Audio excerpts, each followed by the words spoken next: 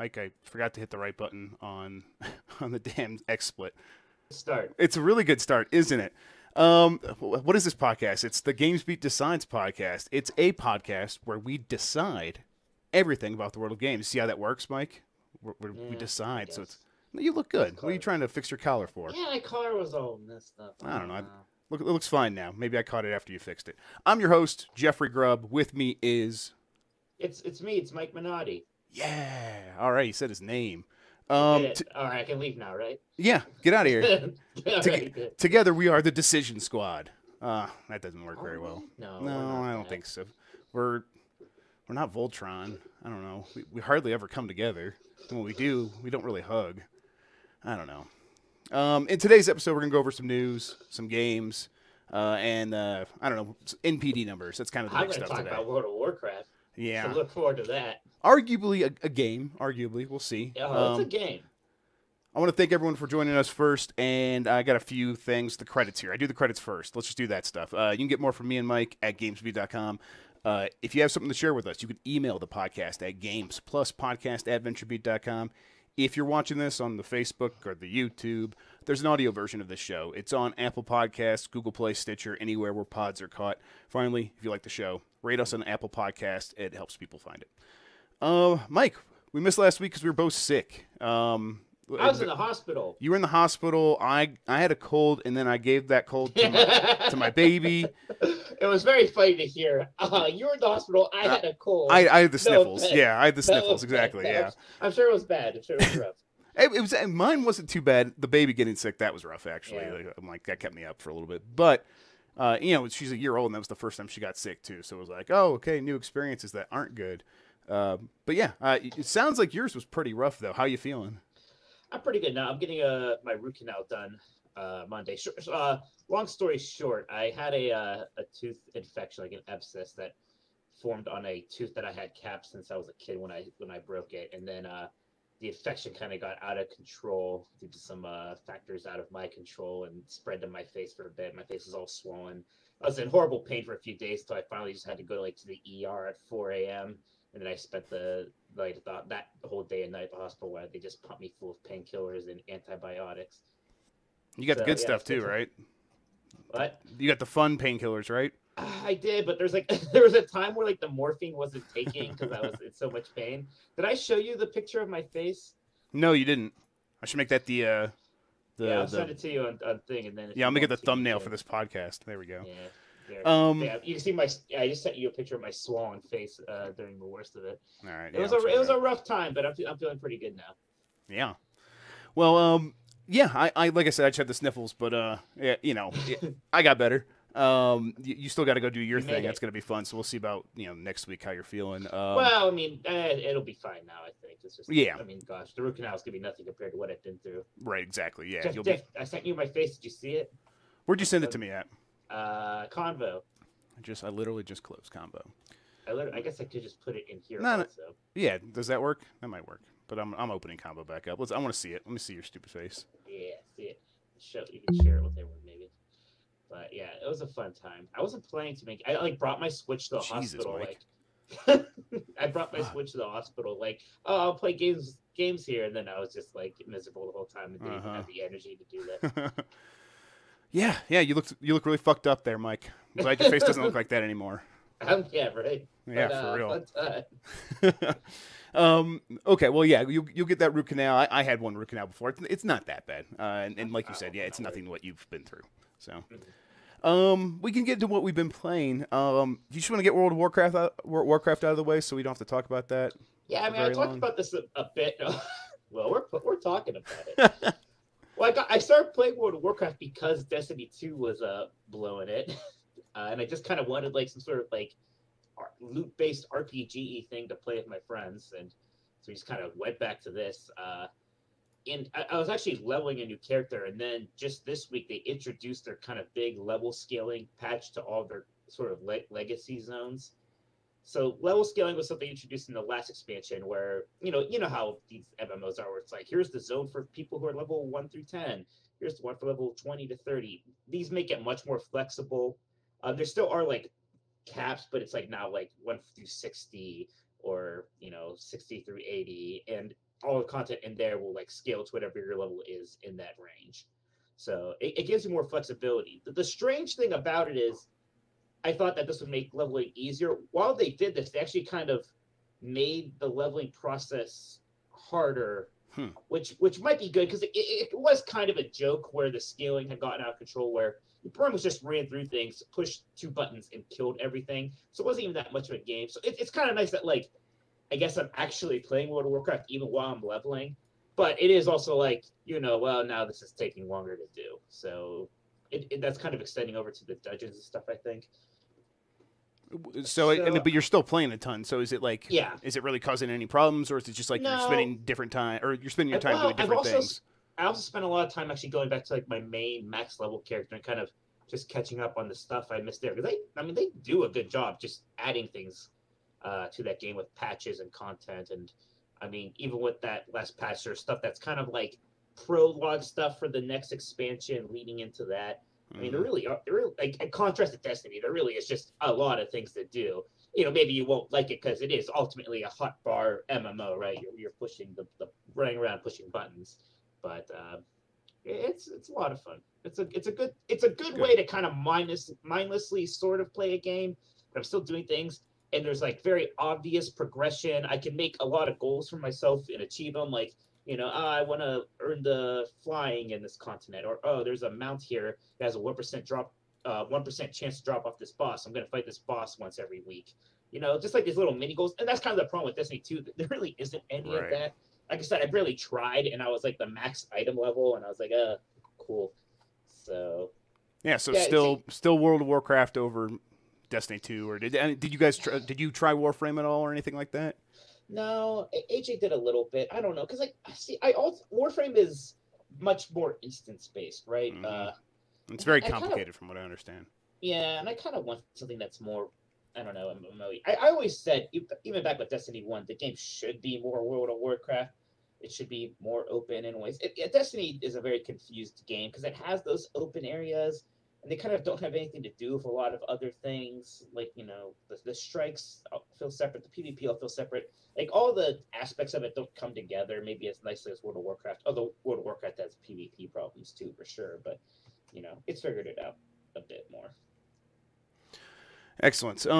I've been playing a few things. Darkest Dungeon on Switch is the thing I've been playing most recently, and it was it's a game I've spent a little bit of time with on the PC, not as much as I wanted to, and I'm already seeing like, okay, yeah, now that I have it everywhere, I'm going to be playing a lot more. It was on, they have it on iPad as well, so I would imagine it's pretty similar for a lot of people that were playing it that way.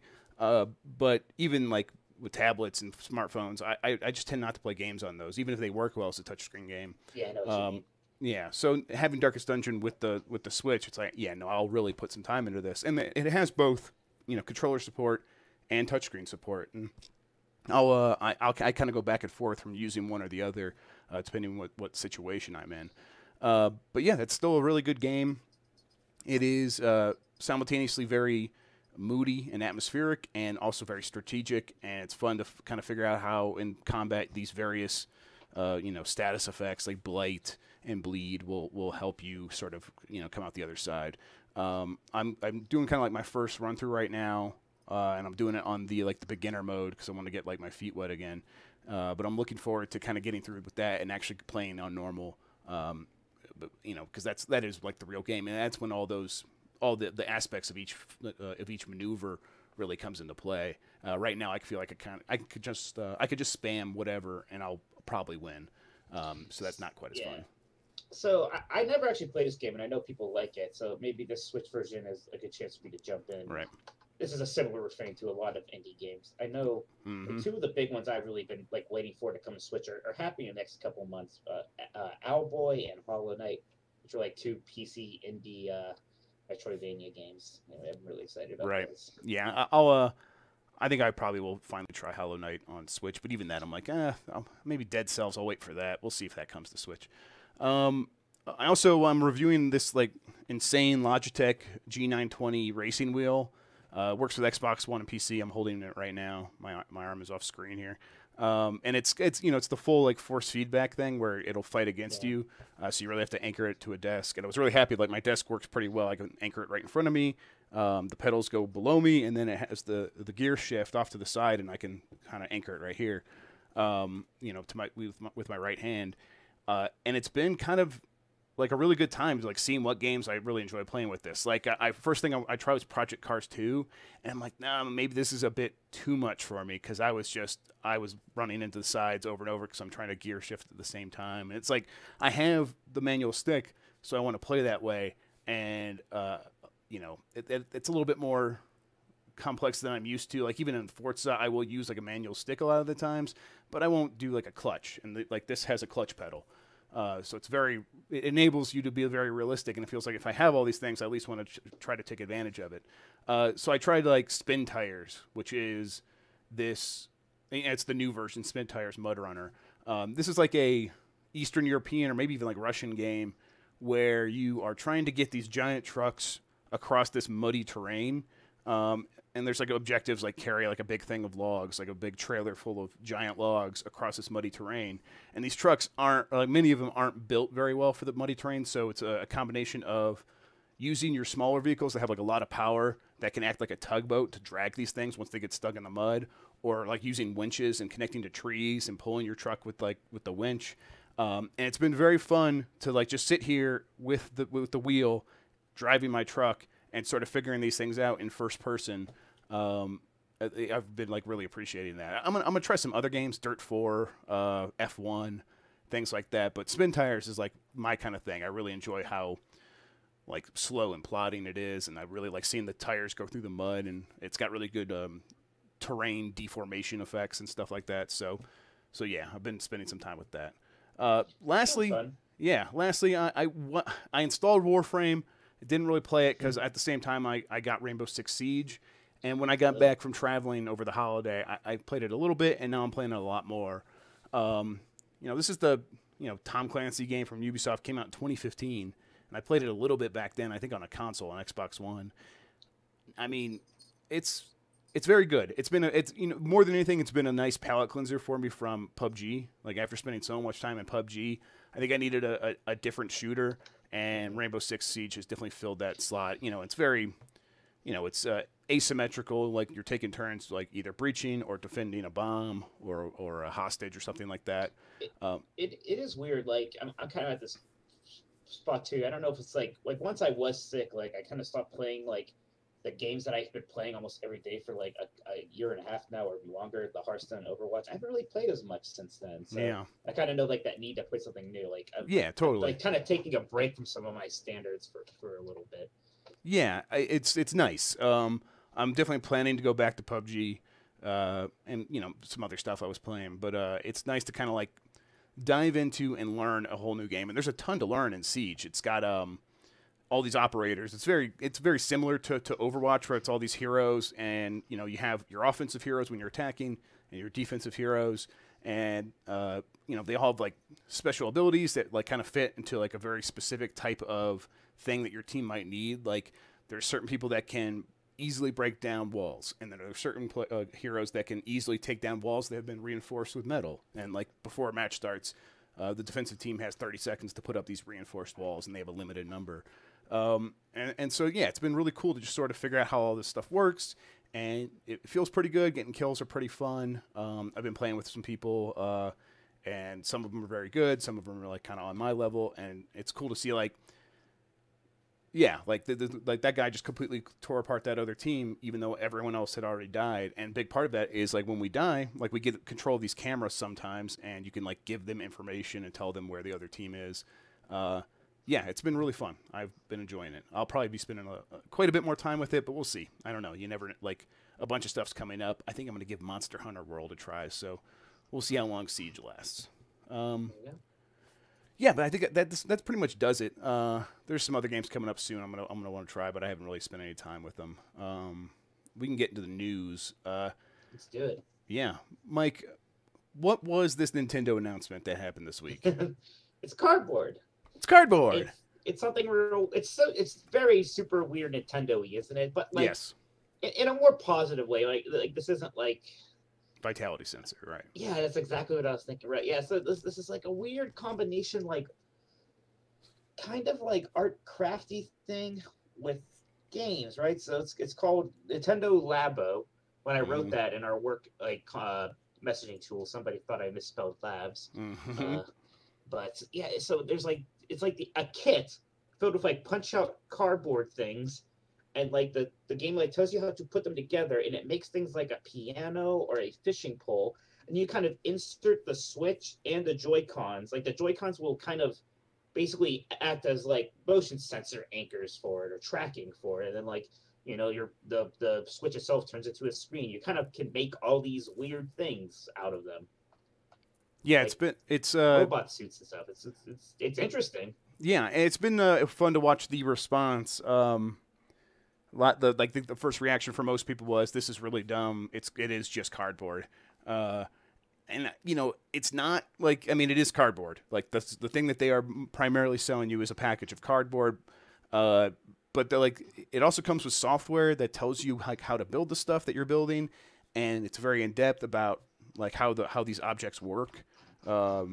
It's not just like a paper craft. Like it comes with like rubber bands and gears and stuff, and you build these things to actually function in a really dynamic way. Like the robot suit, like they were showing you like you're punching, and like they opened the back during the commercial or whatever, the trailer for it, and you could see like the parts moving inside of it when they opened up the back, and it's like, wow, that is like super complex. If this is for kids, they're gonna have to have some pretty in-depth instructions. And then people were looking more closely at the video, and like they had these really great diagrams showing like not only how do you put the stuff together, but like how it works and why it works.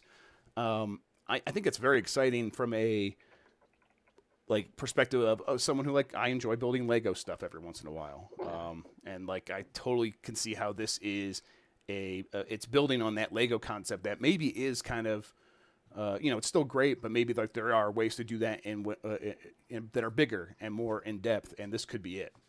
I wouldn't be surprised if Lego, in response to this, has something very similar, like trying to bring back its. Well, they kind of did. They had Lego World, and that's done.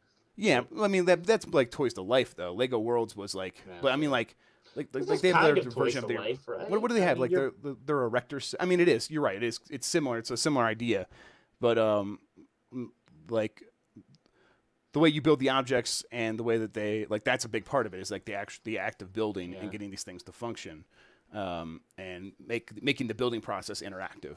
That's something that Lego Worlds wasn't about. We'll see if like Lego responds to this. I think they will. They'll probably have something similar like a year from now. Oh, it is always fun to see Nintendo try these things. Sometimes they become huge deals, like Wii Fit. Sometimes it's like once you switch and it just kind of comes out and you never hear about it again. Right. And I expect it's gonna be similar. Like this is either gonna be like some huge next thing, right, or it's gonna kind of come out and be sort of interesting, and no one's gonna talk about it after it happens. But it's good on them for trying things like this, even though like I don't know if it's really meant for me, but Totally could be fun.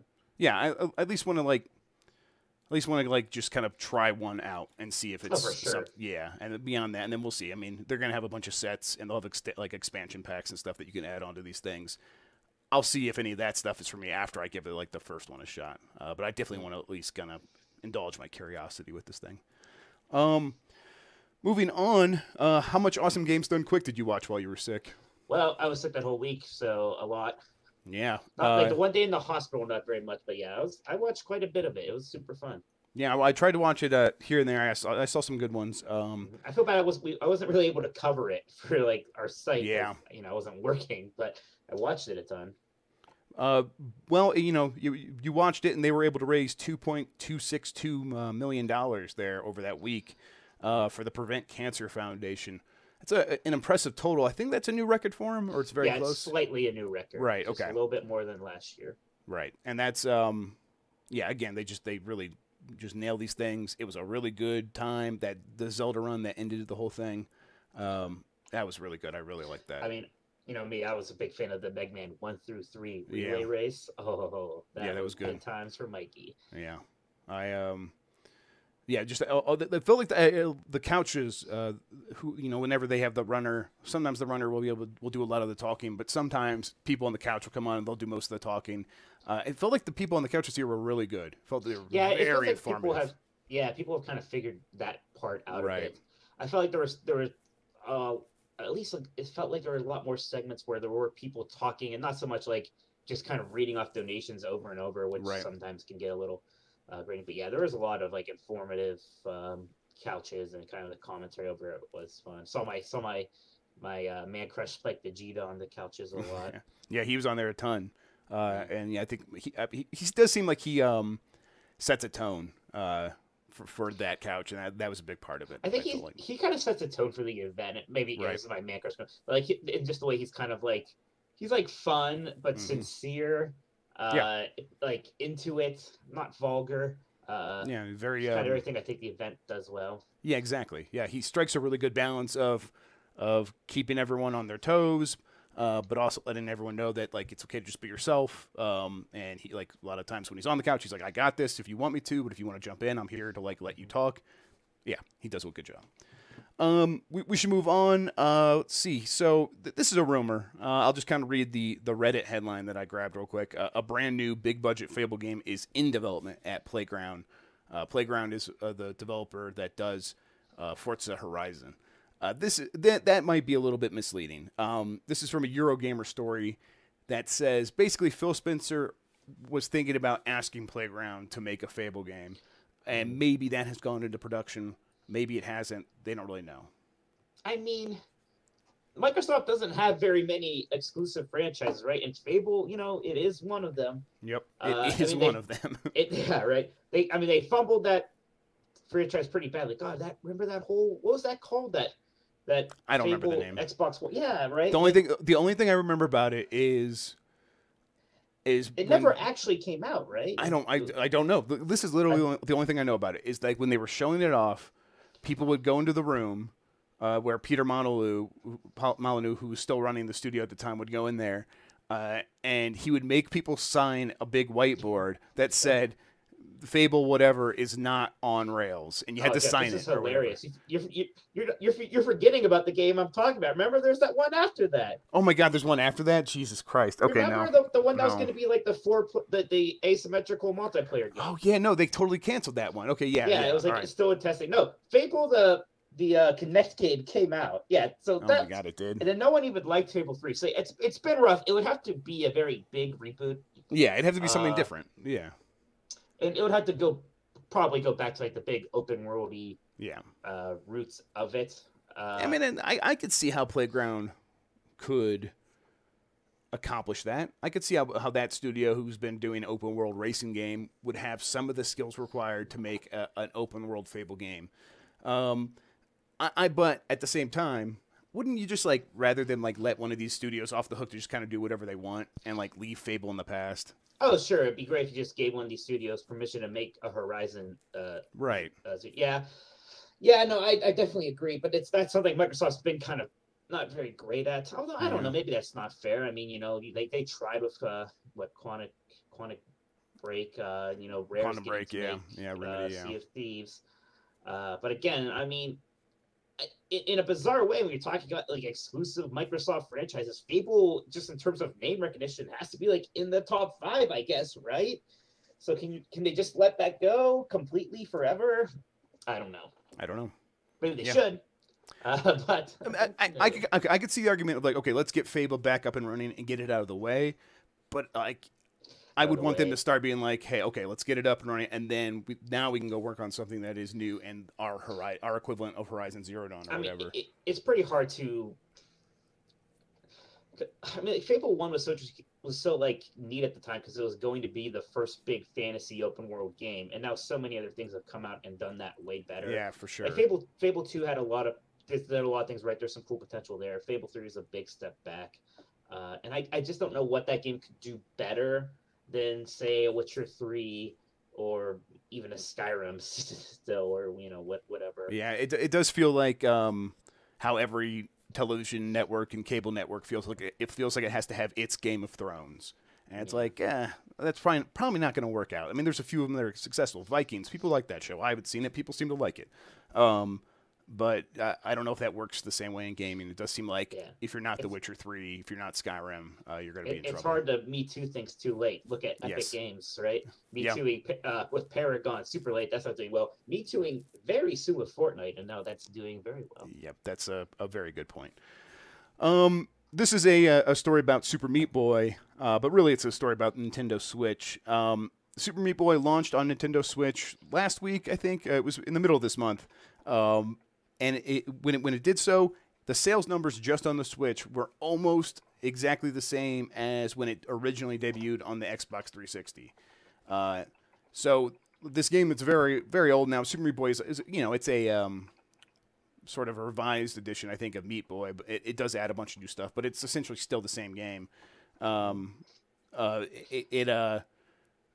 It's very old now at this point, and it's also coming out at a time when like there are a ton of options for these kinds of games, especially these smaller games. Indie games are, it's completely saturated at this point. Back when it came out on the 360, it was like one of the only things in town that was like this. It was a big deal. Yeah, it was a huge deal. After like Braid to me is still like that first one in a lot of ways. And then like the next year you had Super Meat Boy. Exactly. And it continued that lineage, and a lot of people went from one game to the other and like, oh, this is going to be my summer indie game that I'm going to play. And it was huge. It was huge on Xbox 360. Those guys were I remember watching the indie game documentary or whatever, and they were like, oh, it's selling very well. So to kind of repeat that with the Switch, it just shows how much money people are spending on Switch games. It must be a good boon for a lot of these indie developers who had a hit at some point, right? Right. I mean, not that it's free to just make a port on the Switch, but I assume it's not as as daunting as making a new game. To be able to just take your game from 2007 or whenever it was and make a port for the Switch and suddenly have all this money come in, that must be nice. It's weird because they're making that Super Meat Boy Forever, which is like an auto runner game, right? Right, I think so, yeah. And that is coming out on Switch also, so good times to keep rolling for them. Yeah, for sure. And I believe Edward McMillan, the guy that still runs Team Meat, his game, The Binding of Isaac, that came out on Switch earlier and was another huge success on there as well. So yeah, you're right. These developers must be very excited. Okay, Mike, I think we can just jump into the big NPD rundown for 2017. Why don't we start with the top 10 best-selling games for the year? What number one is. If you had to guess, what would you say it is? It's Call of Duty. It's a Call of Duty, of course. Just like every year. I mean, the big surprise was that it was last year, to be honest, when it was Infinite Warfare and everyone was like, this isn't even that good. And it was clearly a downturn in sales, clearly. Like, it was very obvious in the way Activision was behaving and the way they talk about World War II this year. Yes, last year still number one last year. Yeah. So this year, World War II was... It came out in November and was immediately number one. So yes, man, people still. It's funny how just a single thing like going back to World War II can get people that excited. And it does seem like, to me at least, it does seem like it is basically just that. They just went back to World War II and that was enough. I think people like sci-fi, but I think a lot more people are just like, what is this double jump? What are these jetpacks? What is wall running? This is stupid. Put boots on the ground. I love boots on the ground. And yeah, they showed up. And I mean, people that weren't tracking this game, which I think a lot of people, who pay attention to stuff that's happening in gaming, lose track of these games that are so big that they like that they never play. Call of Duty World War II did come out, and it was a huge success. Activision was saying it's the best-selling version of Call of Duty since 2012, like Black Ops 2. And Black Ops 2 was probably their number one best seller because they just kept going up and up and up each year. And then I think since then it has gone down and down and down. So to jump back up to that level, it's a behemoth, and it will not be stopped. Speaking of a behemoth, this one's kind of grown over the last couple of years, and it keeps moving up this yearly annual chart. And that's something about this chart. A lot of these games are going to be franchises that show up every year. Number 2 is NBA 2K18. Does that surprise you at all? I don't know if surprised. I mean, I've been kind of aware of this game growing, right? Yes. It's strange now we're at this point where, yeah, like the NBA 2K series is more popular than Madden, even.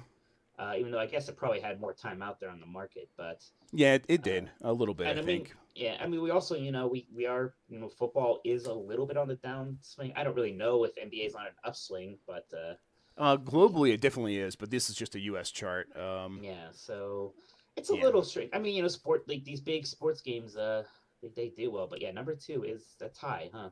It's really high.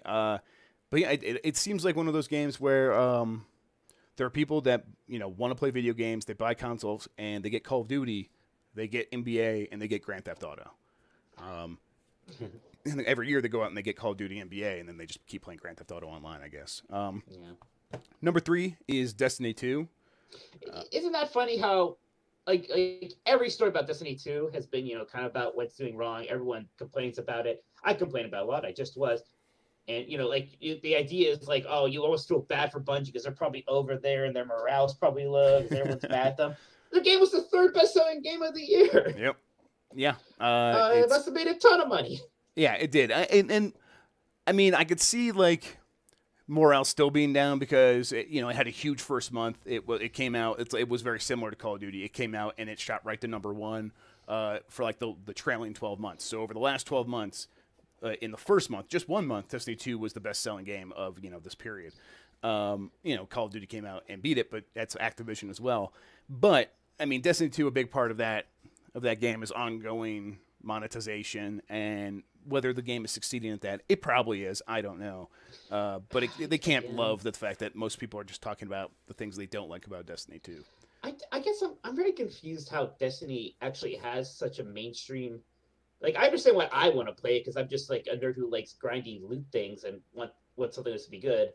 But I guess just like the power of like, oh, it's Bungie and it like looks very pretty and it's they market. I'm right there with you. I don't really get that. It's weird that like so many people are like, yeah, I'm getting Destiny 2. Like like yeah. I mean, we talked about this. I think before it came out, you were skeptical of whether or not it was going to be like that big of a deal. You're like, Destiny 1 was this thing, and the people kind of fell off it. And I'm like, I think people still want their Destiny. There are some Destiny crazies out there, and yeah, they showed up for this game. Whether or not they're still there and will be there throughout the lifespan of this game, we'll see.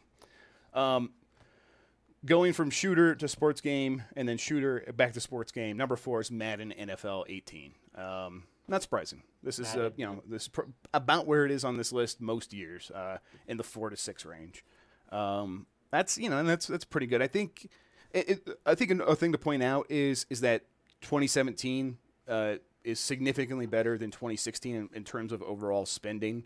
People spent more on both hardware and software. 18%, I believe. Yes, I think that's right, and I think that 18% that covers in-game purchases as well. I think if it's it's hardware, peripherals, in-game purchases, and game sales, digital and physical. Exactly. So yeah, that's so there's a lot more money flooding into the space. A lot of that is related to Switch. But the fact that if the Switch is on the scene and if those games are making more money, Madden has to make that much more to stay at number 4, and it did. That's pretty good. I think EA is probably feeling pretty good about that. They got FIFA everywhere else. I think FIFA was like one of the top 10 bestsellers on Xbox as well. It doesn't make this list. Number 5, our first Nintendo game, The Legend of Zelda: Breath of the Wild, came out in March. Was a launch game for the Switch. It also did pretty well on the Wii U, actually. As the last game on that system. This is the number 1 like single platform game on this list. I think it's the only. Well, no, there's some a couple other Nintendo. Oh, the Nintendo games, basically. Right, exactly, yeah. And I mean, if you count Wii U, it's like okay, that's probably part of that thing. It would probably still be number 5, maybe number 6. Right, and another thing is that Nintendo games are the only ones that have no digital sales. We mentioned Destiny 2, that included its digital sales on PS4 and Xbox One. Not PC. Not Battle.net. Yeah. Right, exactly, yes. But most of those digital sales, like still, relatively speaking, are going to be on consoles. Just came out there first, and that's how it breaks down, typically. Even for games that are huge on PC, like Rocket League, still only like 20% play on PC relative to the consoles. So Destiny 2, up there without the PC sales. But The Legend of Zelda: Breath of the Wild, number 5, with no digital sales. and you know that game did very well digitally because a lot of people are buying their games on Switch digitally. It could be even higher on this list, but I think it's really neat, isn't it? Seeing yes, and it's like the game like came out in March and it continued to sell. I think it was on the top 10 in December. I didn't include the December top 10, but I think it was like 8 or 9 for that month. So people were picking up their Switches for the holiday. They were getting maybe the Super Mario Odyssey bundle I think is out there, and they were picking up Zelda alongside of it. Yeah, and this, I mean, maybe it's not a great comparison, but I just looked up 2011 top 10 selling games. Actually, this is a worldwide list, but there's no Skyward Sword on there. Right. The Wii had a big install base, right? Yeah, people burned out of the Wii system by that point, so they burned out of that. But even the Zelda series at that point, right? Like Skyward Sword was definitely not received like Breath of the Wild was. Breath of the Wild felt like a big deal. Yep. And the sales reflected that, so it's cool. Yep, it felt important, and the numbers reflect that. Another thing to point out is that this is not unit sales. This whole list is sorted by dollar amount, like the spending on it. So, kind of a little bit of a thing there, but this should be about the same. Most of these games are $60. Number 6, Grand Theft Auto 5. I mean, well, there it is. Yeah, there it is. Yeah, I mean, this game came out in 2013, and it has been on this list every year since. This is the second year in a row. It was number 6 in 2015. I think it was number 4. How does it not drop even a spot? Exactly. It doesn't. Yeah, it doesn't drop. Spot. Right. Yeah. Not even a spot. Like there's like several games like we haven't mentioned yet that are ginormous that like no Grand Theft Auto 5 still sold better than those. And I mean, sure, it's not $60 anymore. I bet most people are getting it for $40. I don't know. I would imagine it still has a pretty high price. Still $60. God, it might be. I might be wrong. I think it is though. Yeah, and this doesn't include like secondhand sales, so it wouldn't include the sales price. All right, the cut price you get for a used game. This is just bananas. People are buying it for Grand Theft Auto Online. That's something I was sort of resistant towards at first. And I was like, no, people just like Grand Theft Auto. They recognize the name. They show up for it. No, GTA Online, like having that kind of mode makes these games just last so much longer. And that's why you're going to see so many other games going this game as a service route. Red Dead Redemption 2 is coming, and it's going to emulate a lot of this stuff. I'll be interested to see how they try not to like cannibalize GTA Online. Next, number 7, Tom Clancy's Ghost Recon Wildlands. So this is it was a departure for this series. It went open world. You're exploring like with your buddies online, kind of just doing missions out in this South American jungle. But when it came out, it was like instantly a hit. It was probably the number 1 or 2 bestseller for like the first 6 months of the year, right alongside Zelda.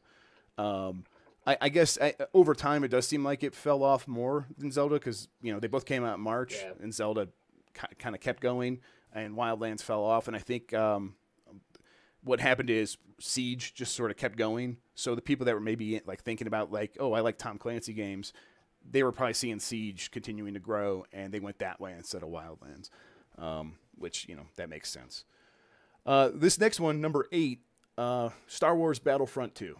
So, yeah, it made the top 10. It was number 2 for December, the number 2 best-selling game. But, this is actually probably not where EA was hoping this game would land. I say that because in 2015, Grand Theft Auto 5, we mentioned earlier, was like number 5 or 4 on that list. And then Battlefield 1 was right above it. It was like one spot ahead of it. Battlefront 2 is quite a bit behind Grand Theft Auto 5. This is 2 years later. Battlefront 2 was a new game. Grand Theft Auto 5 still an old game. That's probably not where they wanted it on this list. No, the point is, I mean, it's pretty clear that the controversies and everything cost that game money. Sure, It's still sold. It's still charted, which is but they obviously missed out on revenue there from just kind of bungling and maybe things getting out of hand. But probably lessons learned there. I mean, it was one of the big stories of the year, really. I mean, we said before, we look back through our stories that just which ones were the most popular, and like for me and you, a lot of ours were just the ones we wrote about Star Wars Battlefront 2. Like people couldn't really stopped reading about it. Yep, and that was one of those things that really got out there into the mainstream. So Yep. everyone knew about it. It was very similar to the Xbox One launch. It felt like it also feels like we're going to get one of these kinds of things every couple of years, where the controversy is so huge and so loud within gaming that people hear bits and pieces about it out in GameStop stores, and they start asking questions, and then they get these very skewed but often pretty accurate ideas of what was happening, even if they're outdated sometimes. The last two games are the other two games from Nintendo: Super Mario Odyssey at number 9 and Mario Kart 8 at number 10. Odyssey came out in October. It was selling very well. It was making the top 10 charts each month between then and December. But also, like I would probably point out, this too could be higher on the list, not just because, again, no digital sales, but unlike Zelda, the Mario Odyssey bundle came out, I think, like day and date. It was right out there, or out there pretty quickly. And this list doesn't include bundled software. It's only software like that is sold individually, piece by piece. But yeah, still very good for Nintendo, especially to have the most games on the top 10. Right. 3. I mean, God, Mario Kart 8 Deluxe, I mean, right. It's a port practically, right? And it's just, that had to be pretty easy money for them. Exactly. And that game's just going to keep selling. Oh, yeah. So, yeah. I wonder what they're thinking about, like the Mario Kart series, and whether or not they need to do a new original one. I don't think they feel a huge rush to. Maybe in a couple years, right? They'll do one. But they kind of bought themselves a little time with that to really go on that. So that's the top 10. We'll kind of get through the rest of these little tidbits of news from the NPD. Hardware. What system do you think was number 1 for the year, Mike? Well, I'm reading your list, so I know that was the PlayStation 4. Oh, you're a fucking cheater. Well, you give this to me to look at while we do the podcast. I still feel like it's cheating. In my gut, that's what it feels like. Yeah, PlayStation 4 was number 1. I mean, you would think Switch, right? Because it was all the news stories. But yeah. PlayStation 4 had a couple months. Yeah, January is a big month for console sales. People take their gift cards and they go out and they get it. But yeah, I would expect actually next year it will be Switch. Like once they go year to year, and we'll see. We'll see what games come out, but that's going to keep selling very well. But we don't know like how it shakes out after that. I would expect Switch was number 2, probably pretty easily. But in December, like that's not to say like Xbox One is not selling.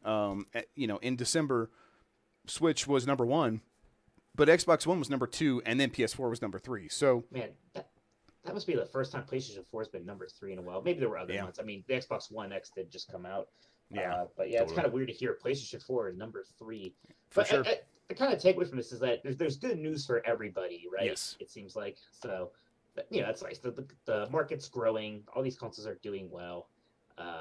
It seems good. Yeah, and in fact, that's the quote from Matt Piscatella over at NPD. Over the first 50 months in the market for each console, the combined hardware installed base of the PlayStation 4 and Xbox One now exceeds that of the PlayStation 3 and Xbox 360 by 18%, and that of the PlayStation 2 and Xbox, the original Xbox, by 4%. That's great. I mean, the PlayStation 2 is the best-selling system ever. Xbox, not so much. Right, exactly. But like, you could see like what they're saying is that market that was always there. That I think you can exclude Nintendo fans into their own zone, like off to the side. And if you look at the people who were deciding between PlayStation and Xbox over time, that market has grown. And then the Nintendo Switch came in this year, and they weren't like pulling people away from Xbox and PlayStation 4. Like apparently they were just addressing this market that was people that either were always just Nintendo fans, or people that were like, oh, I like the idea of the PlayStation 4 and Xbox One, but it just doesn't fit into the way my life is working right now. Switch does. So yeah, like clearly the market's just it's ballooning, it is growing, it is addressing new people that were kind of either falling away from games or were kind of standing off to the side waiting for something to come along that could have hit them in a way that they wanted to be hit. That kind of does it. There's like just one other bit. Like Activision Blizzard had the best, made the most money over the year. Not surprising, they had the number 1 and number 3 game. I would expect Nintendo's not too far behind. I think Activision Blizzard still has that Hearthstone, Overwatch. Exactly. Yeah, totally. Yeah. Totally. Yeah, I think that's going to do it. We could probably wrap that up. I just kind of wanted to go over the MPD numbers this week. Next week we'll try to return with a show with a second half topic. But the MPD was going to take up enough time this week that I felt we could just cover that. It's all good. Yeah. So why don't we wrap up by telling everybody where they can find us, Mike? We'll start with you.